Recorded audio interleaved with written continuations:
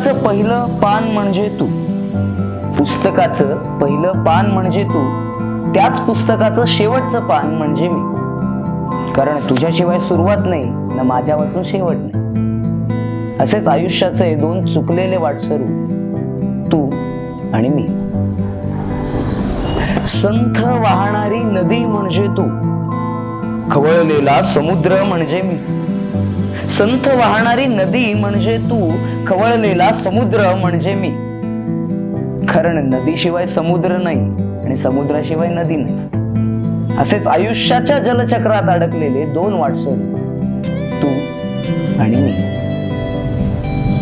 वाऱ्याची मंद वाहणारी झुळूक म्हणजे तू.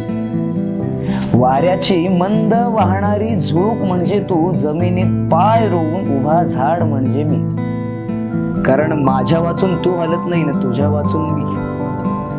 असेच एकमेकांना साथ देऊनही एकमेकांपासून कायम लांब असलेले दोन वाटसरू, तू आणि मी.